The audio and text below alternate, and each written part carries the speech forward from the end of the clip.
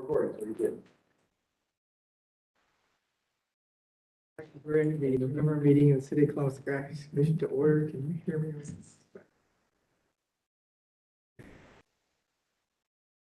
We have any preliminary business, Mr. Freeze? There are no preliminary business matters. And let's call the first case. It's 27 West Jenkins Street. The applicant, please come forward.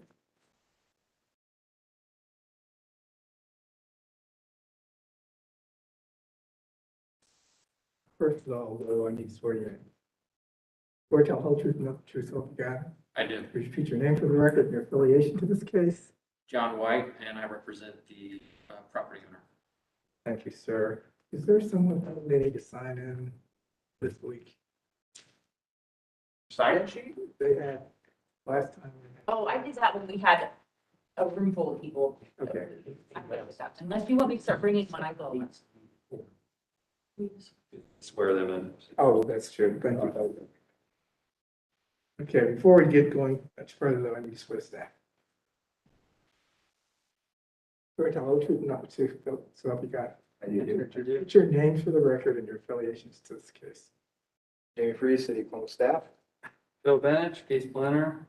Sierra Salmon, case planner. Michael Merritt, case planner. Thank you. So who's presenting this one? I am. 27 West Jenkins Street is located at the southwest corner of West Jenkins Street and South Wall Street. It's located within the Columbus Southside Area Commission, and it is zoned AR1 Apartment Residential District. The site is currently under construction to build a residential multi-unit development. Surrounding uses include a bar to the east, warehouse-type buildings to the north and west, and duplex units to the south.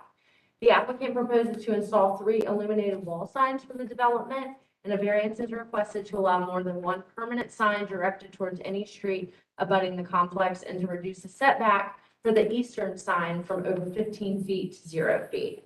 And I just want to add an amendment that was not in your staff report, but this applicant was granted approval of Graphics Commission 21010 by the Graphics Commission in May 2021, which proposed to install a monument sign for a multi-unit development along an alley. Planning supports the variance as a request is generally consistent with Columbus citywide planning policy guidelines for graphics. The Division of Traffic Management has no comments, and the Columbus Southside Area Commission recommends approval of this request.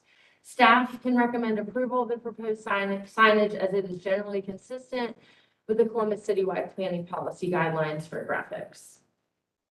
Thank you, sir. Would you like to present your case? Thank you. I don't have too much to add from what Sierra said. I think the reason that we are seeking this variance, the hardship we feel we have to overcome is our property is kind of like a block from High Street, and it's located on an alley. So visibility is to be desired, and obviously we want to make sure folks know the building is there so they can lease the apartment units. The two illuminated wall signs on right at that intersection right there at Jenkins and Wall, it will allow us to have more visibility onto High Street.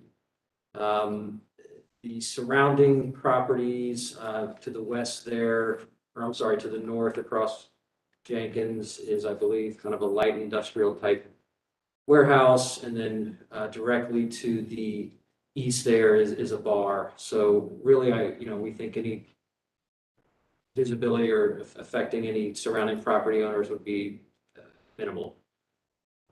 So really, again, the hardship is the building is we would like to increase visibility, particularly onto High Street. And thank you, sir.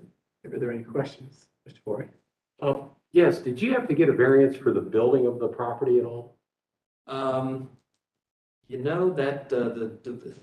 the development of the building precedes me in my time with the company. I represent the developer. I do think we needed a variance to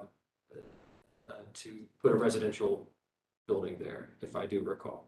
Just was asking that. I mean, I support what you have there. Yeah. The other second question I had, It was mentioned that you did have a variance for the ground sign.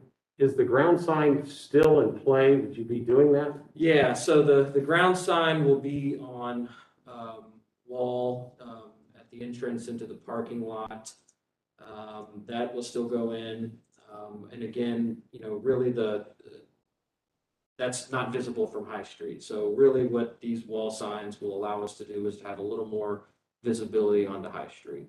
But yeah, I was asking for like sign proliferation type thing. I don't know if it's a big sign, small sign, I don't know. I forget the details.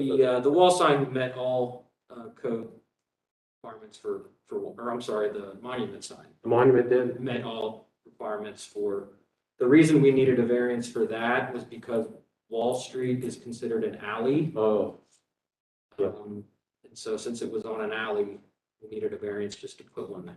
That's all the questions I have. Does anyone else Answer your like to question. speak to this case? Yeah, it looks like this was rezoned recently in 2020. I think it was all pretty much manufacturing, but it was rezoned to the AR district. Okay. And it looks like it had a concurrent council variance as well. Probably for, Setbacks, that parking, or stuff. yeah. It's like a great improvement to the area. Thank you. Do I have a motion for finding fact for this? Yes, I'd like to make a motion that the facts presented in this case do support a variance. Is there a second? A second. All in favor of that motion, you sign aye. Aye. Opposed? The ayes have it. We didn't have a motion for the approval of the application based on the finding of fact.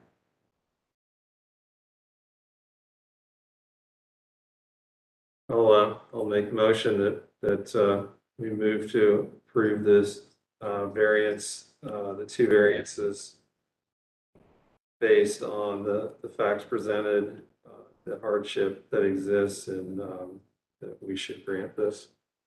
Is there a second? A second. Let's call the roll. Mr. Bender, Yes. Mr. Williams, Yes? Mr. Hoyt, Yes. Chairman Thompson. Yes, and it is approved, sir. Thank you.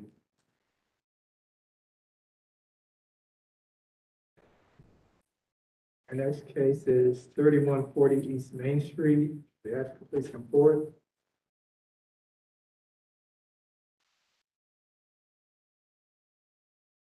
Gentlemen, I need to swear you in. First, I'll hold you and introduce yourself again. Would you repeat your names for the record and your affiliations to this case? On the property. Roger Kessler, Kessler Sign Company, the applicant. Sir, would you mind spelling your name for the record? ERITPAL, last name Chi, H. Thank you. Who's presenting this one, Mr. Merritt? Thank you, Chair Thompson. This is GC 21-039 at 3140 East Main Street, located at the northeast corner of East Main Street and South James Road. This is within the Mid-East Area Commission and Zone C4 Commercial.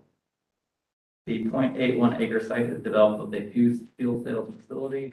Surrounding uses include a fast food restaurant to the west, parking and single unit dwellings to the north, a gas station and car wash to the east, and retail and offices to the south. The applicant proposes to convert two existing fuel price signs to automatic changeable copy. The variance is to allow automatic changeable copy in the East Main Street community commercial overlay. Planning does not support the proposal as presented and requests the proposal be modified from a pole sign to a monument sign. Columbus citywide planning policy design guidelines generally discourage some types of signs, including pole signs and automatic changeable copy. Further stating that in suburban areas, monument signs up to 6 feet in height are recommended. Staff acknowledges automatic changeable copy has become ubiquitous for the use of fuel prices, however, and would consider support of its use as part of a monument sign consistent with P2P2 design guidelines. The Division of Traffic Management has no comments. The Mid-East Area Commission recommends approval of this request. City departments recommend disapproval as the proposed signage is not consistent with C2P2 guidelines for graphics. Pole signs and automatic changeable copy are not supported in suburban areas. A monument style sign could be supported with automatic changeable copy at this location. And if you were to approve this, we would recommend the condition that the variance allowing automatic changeable copy shall only apply to the fuel price sign. Happy to answer any questions. You heard it. Gentlemen, would you present your case? Oh, yes, this is Roger Kessler. What we want to do is currently, the current signs there are manual changeable, with numbers in them that you slide in, slide out. Over the years, a number of people have been hurt doing those type of things. A, they're not very visible, so it is a safety issue on both signs. As you can see, there is a great deal of foliage in that particular property, both ways. And one sign on James Road has foliage there, landscaping, and is right on the edge of the property. All we want to do is something that's been done probably 500 times in the city of Columbus, as far as changing it to the manual, to the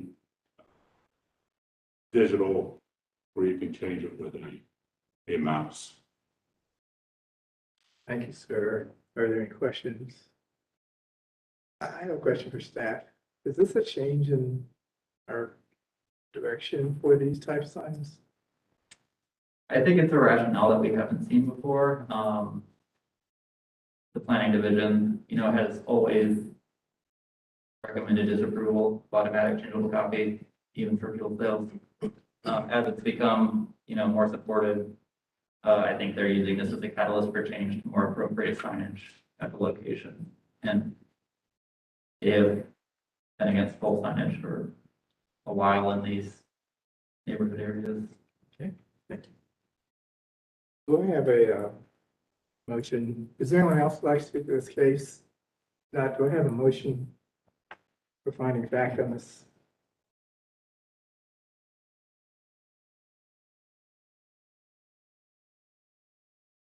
Yes, sir. Mr. Floyd? I have maybe just one simple question. Yes, sir.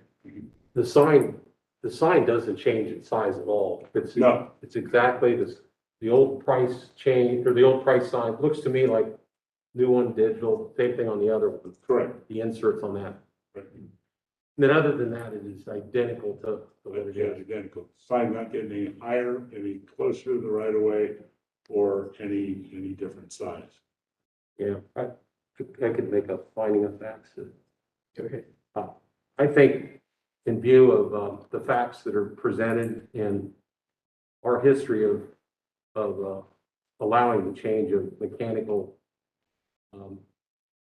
price changers to electronic is consistent with what we've done in the past, and size hasn't changed, and I believe the facts presented are accurate, and I'd like to present that. Can you add that it's not be as conditioned, that it only be the changeable, automatic changeable copy or real prices? We would agree with that. Do I have a second to that motion? Yeah, I'll second. All in favor, you sign aye. Aye. There are none opposed, so can we have a motion for approval of this variance? Yeah, I'll make the motion. Move to approve this variance to allow automatic changeable copy as conditioned, based on the facts presented and the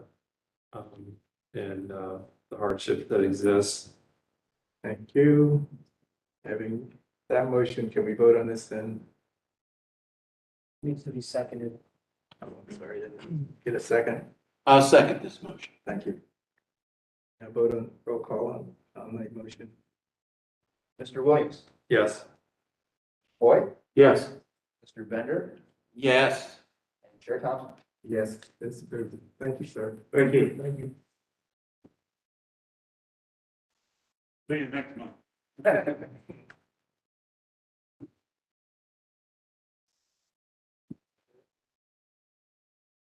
Anything else, Mr. Bruce?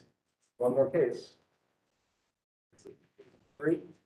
Thank you. Uh, 14 East 15th Avenue, the applicant, please come forward. Thank you, sir. First of all, choose what we got. Yes, Would you repeat your name for the record, your affiliation to this case? Matthew Hansen, applicant for Campus Partners. Thank you. Who's presenting this one? Mr. Finch. Thank you, Mr. Chairman. 14 East 15th Avenue is located on the east side of North High Street between 14th and 17th Avenues, served by the University Area Commission and Zone Commercial Plan Development. The 7.2 acre site is currently being developed with a mixed commercial and residential development known as University Square, 15th and High. Surrounding uses include Ohio State's campus to the west, retail and offices to the north, a cultural center, religious facility, apartments and dwellings to the northeast, apartments and fraternities to the east, fraternities to the southeast, and retail, dwellings, and apartments to the south. The applicant proposes a graphics plan for future signage in this development. No specific signs are being proposed at the moment, only the process and standards for approving signs in the area. The plan requires a certificate of appropriateness from the University Impact District Review Board for signs along High Street and the avenues. Plan allows standards for signage facing the square and along North Pearl Street to be less restrictive than the UIDRB guidelines and code. And it includes wall, projecting, canopy, and window signs. Along the square and North Pearl Street, do you mind going to the site plan?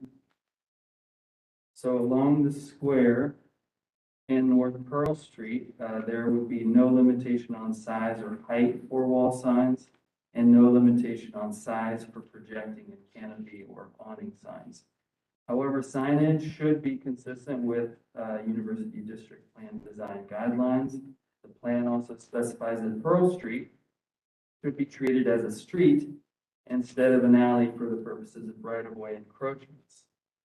And so just to recap, right-of-way encroachments typically along alleys are much more restrictive. And so that's why they're wanting Pearl Street to be treated as a street, which allows a little bit more encroachment. And projecting sign standards and changeable copies permitted for signs encroaching the right-of-way, whereas the code would not allow changeable copy. The university area plan states that signs for storefronts, businesses in the same building or development should be of coordinated design in terms of size, style, material, lighting, color, support structures, and location on the building, reinforcing rather than competing with each other. Furthermore, the plan states that each ground floor tenant space or building, if single tenant occupancy, should be provided one projecting sign and either one wall sign or awning sign per street frontage. That signage not obscure significant architectural details, that signs be pedestrian oriented with a preference for wall and projecting signs, and that sign lighting minimize glare and light spillage onto adjacent properties. Planning Division notes that the proposed graphics plan was approved by the UIDRB in May of 2021. As the proposed graphics plan is consistent with the recommendations of the University Area Planning supports this proposal. And the University Area Commission recommended approval of the request. City departments recommend approval as it is consistent with the recommendations of the area plan by virtue of being approved as such by the UIDRB. And we recommend the condition that a C of A from the UIDRB will be required for signs along High Street and the avenues. And I'll pass the exhibits to be stamped. Chairman. Sir, did you want to add anything to the case? Sure, just to note that this format of the graphics plan is very similar to what the Graphics Commission approved last year for Gateway, which Campus Partners also manages. where UIDRB is approving number of location signs to be added to storefronts. Just want to reemphasize that, we're really trying to design Pearl Alley, like a real street. It's got 6-foot sidewalks, curbs, on either side of the street. There are storefronts that will be fronting along that, so it's a much different feel than what you would typically remember Pearl Alley being in the University District. So with that, we'd like to have the flexibility to add signage that is more in keeping with what you would see, along High Street. That's why we're requesting the flexibility to do that, but then putting the curbs in for right-of-way encroachment. So, our sites don't get hit by vehicles, box trucks, or anything of the sort. Mr. Benish, does this preclude them bringing any signage in to our review then? Sorry, can you repeat that? Does this preclude them needing to bring any signage in for our review? So, yeah, I mean, there are some signs that will be required to be approved by sewer and drainage. There is some language in the text that requires them for any right-of-way encroachments to be reviewed. But I mean, any signs will need to have, permits, and they'll be reviewed according to this graphic standard. Are there any questions, Mr. Gordon? Well, I think what's going on in the University District is awesome, no question about that. The part on this, it's kind of like, right now, you could approve anything that meets code, never have to come to the Graphics Commission. So you're restricted to what the code is. And I understand like Pearl Alley, because that really does restrict signage and all that. I get that, and I could see an approval on that. And but what kind of worries me a little bit is if we grant, like, basically it's a blank check of whatever signage, and it's kind of like the Downtown Development Commission got that approval of that district, but that was a councilmatic action, and whatever they say goes. So in a way, we vote on this, it begins to whatever the 3-block area, you can do whatever, and I would have to think you would do that. But what it also precludes, though, is the public won't be able to chime in at the Graphics Commission and say, hey, I don't like what these guys are doing, or whatever. So I'm kind of mixed a little bit on that, and what our function is to approve graphics. And like I say, I trust you guys, I really do, but I don't want to, I'm worried about that part. So I don't know if the staff can, or Bill, if you can address that part of it. Yeah, Mike, it's not necessarily a blank check, because the UIDRB will still have purview over any signage that goes in. And as I think the commission knows, the UIDRB has at times been even more strict than the commission. The UIDRB is a city council appointed review commission, much like the downtown commission. So the same, powers you ceded to the downtown commission is what you're ceding to the UIDRB for your specific small block, which is fairly unique, kind of like the gateway, in that it's not, it's not one small building on High Street that gets kind of a small development, conglomerate of business and uses. So, well, I like that explanation. I didn't realize how that part works. So, okay. So that's, so hopefully that falls in. I'm more at ease that. But I think as long as it doesn't say that we have given approval to anything you want to do there, in terms of granting or agreeing to what this states, you can't go back to the UIDRB and say, I have City of Columbus Graphics Commission approval on what we're about to do, because we can't see anything, not showing specifics. And I think when we looked at the Gateway project, weren't there specific things on buildings that we looked at and made the discussion on what was going to happen? And that's where I don't understand like what I'm approving right now. I don't understand, I don't think that we should be weighing in on treating Pearl Alley as a street. Do we really have the ability as a commission to get into that discussion. To answer your question about gateway, I do recall there were elevations showing where signage could be located. I don't know if that's the issue here. Yeah, I don't know, perhaps we could table it and you can bring us something back next month. Would there ever be a time when they would vary from code that we would have to see what they were doing? Say that again, Chairman Thompson? Would there ever be an instance when they were varying from code that we would have to see it? No, So by that's- approving this graphic plan today, we're basically ceding your authority to the University Impact District Review Board. Which means if anything they propose is not code, anything they propose, code compliant or otherwise, would still need the certificate of appropriateness, and that would be the only thing needing a permit. Do you want to say, add something? Yeah, and just to reiterate, there are decreases in standards that you would be approving as part of this graphics plan I talked about, the no limitation on size or height for projecting and wall signs. I talked about the increased encroachment and treating Pearl Street as a street instead of an alley. So there are embedded variances that are being, that are part of this graphics plan. But it's all in the text.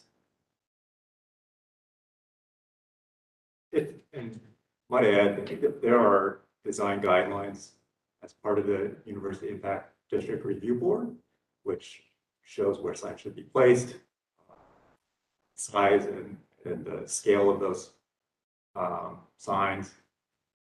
So we're really deferring to them to adhere to their guidelines. But the reason why we're proposing it the way it is written is that, we'd like to have more flexibility to bring in a sign like WOSU without having to get a variance every single time. So that we can start creating kind of creative signs that go with the architecture of the buildings that are being built there and creating something iconic at the same time. What if there are violations to this? Who's that go to? A zoning code violation? Well, to their plan. Or if they violate the plan? If, They install something individual- without yes, UIDRB approval? or that don't follow those guidelines, they go back to UIDRB? Well, if they get a code violation, it would go to you guys. Anything that doesn't abide by this plan would need graphics commission. I mean, is there a possibility? I mean, I get what you're saying, because you don't want to hold up progress, and you want to be able to design something, and in the back of your mind, and thinking, like, oh man, maybe the graphics commission would approve it and all that, and then, I get that, and we've been pretty good about following your lead and all that stuff. It's just this particular time, there's no real substance. There isn't like, this is what, we're going along with square footage wise, or how far out, there's like nothing. That part just worries me a little bit. Sure. That's all. But I mean, I don't see where we would ever try to get into like changing the designs or change, because you guys know what you're doing there. Sure. I think we've had a track record, especially with UIDRB on signs that are keeping with what their vision is. But I get where you're saying, you want to see the vision too, right? Well, I think so, and it doesn't have to be, but what I think maybe I propose is maybe tabling it for the next month possibly, and that maybe there could be more defining elements, that would help us feel more comfortable. And it isn't just like approving your thing, but there'll be other cases that come in, and, we want to set the precedents correct in doing that, so. So part of those defining elements, are you looking at size and number, or just sort of placement and general feel? I think you can, because you're working with Phil on it, and I think maybe it's bubbling out, like, this, it doesn't have to be specific exactly, but something, so it isn't just like, it could be and I doubt it could be an astronomical, cover the whole building with a sign or something like that, but just something that has a little bit more definition to it, I think. Does that sound right, Commission member? Sense needed. What is the referring to when it says that any wall projecting or canopy awning signs encroaching into the public right of way, vision of sewage and drainage shall review and approve? Why is that?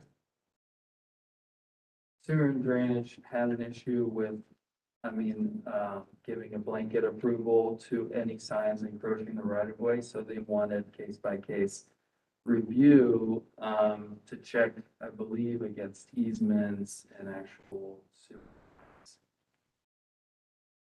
that are there.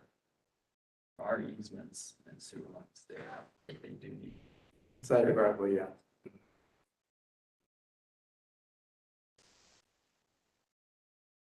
So what's your pleasure before we, Tabling this. that's what I'm asking. Ask, Well, it's asking Ask the the applicant. do you want? Sure, we can table it and Phil will come up with some exhibits. Yeah, just a little bit more defined. Sure. It would be a little easier to know what we're doing. I think if we have something, and that's what I was thinking too. Yeah, So- and I think we know the UIDRB is very restrictive. But I don't quite understand, because the whole entire university could fall under this, in terms of, it's Not if all it's under outside the the, UIDRB it's all under the UIDRB, so eventually they would need, Well, that's not true. Only a small portion of what's under university area commission is part of UIDRB. okay. And it's mainly along High Street and. Yeah, I just, reading through this, beforehand, and I just don't understand what I'm agreeing to at this point. If that's the case, then do I have a motion to table this until next week, next month? I'd like to make a motion that we table this and, listen to what the applicant brings back next month and go from there. Can I ask, Yes, sir. sorry, can I ask for more clarification on, as we work with the applicant, is it the no limitation? Do we want more numbers? Because if they're not actually committing to signage, then bringing signage, it needs to be characterized the text at the end of the day, if you're not actually stamping signs, so. I guess if I were to come up with some numerical number, that's kind of what maybe you're saying, like, right now, the city of Columbus comes up with, how much square footage you're allowed to have, whether it's a wall sign, it won't be a ground sign here, but wall sign or projecting sign. There's like elements, and if you ran through that, you get a number.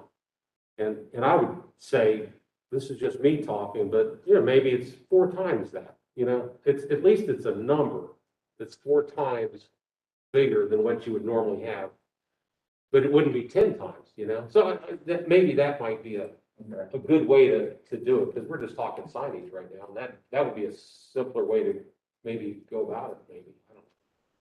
But you do want to see visuals just to see an idea of what those increases would look like. Yeah, I mean, the signage could go anywhere, but I'm talking more about the square footage of the signage. And then the second thing is, I think that as far as the Pearl Alley, giving it the notation that it really is it's treated like a road, like a regular city street. And I totally agree with that, on that, I think. So that part would not be an issue. So those are the 2 things, Pearl Alley and then, square footage. Placement on signage could be anywhere on the building. But at least I have a numerical number to go by. Right. On this. I'm a little concerned about Pearl Street Alley too, but from a little different perspective. It's only, how wide is it? The curb to curb is 20, where the right of way is 20. So it's really going to be a restricted kind of narrow space anyway. I would think it would be I understand your thing of not wanting to be too restricted, but if you have huge signs in an alley space that's narrow, I would think that might be not very aesthetically pleasing too. I would have some concern about having a proliferation of signs in a tight space like that without any restriction as well. Well, and Chairman Thompson, if you follow, I think what the goal is here, if you look at the slide, this is Pearl Alley, and this is the back of the building facing high. This is reminiscent of the gateway, where if you go out the gateway toward the theater, this would be the little alleyway you go out of. And I think, what we might have done, we might have limited signs to a certain band, like the limestone band. So I suppose if we have the applicant come back with a projection, the elevation of the proposed building, which will be built here, and maybe some ideas of what they may want to do on these bands, that'll satisfy the Pearl Alley section. And of course, anything else. Leaving it wide open is the thing that kind of, I think, like Mike was saying, is the thing that concerns me, that we have no idea what you're gonna do. And it's wide open to anything, and then I'm gonna walk up there, and I'm gonna say, oh my God. So I just don't wanna have that. Okay. But a graphics, Design Village approved it. How do we approve it? If Italian Village approves UID. something that makes you go, oh my gosh. we get that, but a graphics plan shows what's going on the buildings and what area of the buildings you're gonna put signage on. So, the proposal is to create a graphics plan. And so I guess I wanna see a graphics plan. I wanna see where the graphics are going as part of a plan that we can then discuss and approve or disapprove. And, so I guess that's where I am. Just some concepts, I think what we're asking for. Okay. Do I now have a motion to table this? Yeah, I'll make a motion to table this until next month or next meeting. Is there a second? I second. All in favor of the motion, you sign aye. Aye. Opposed? None. Motion is carried. We've tabled this till next month, sir. Thank you for your participation. Thank you. Is there anything else with Bruce? No, Mr. Chair, we answer. And in that case, we adjourn. I didn't sign it because we didn't do it. That's crazy. All right, well, we'll see you next month. I don't. It seems like we have nothing to do. Yeah. When's Christmas? When Yeah.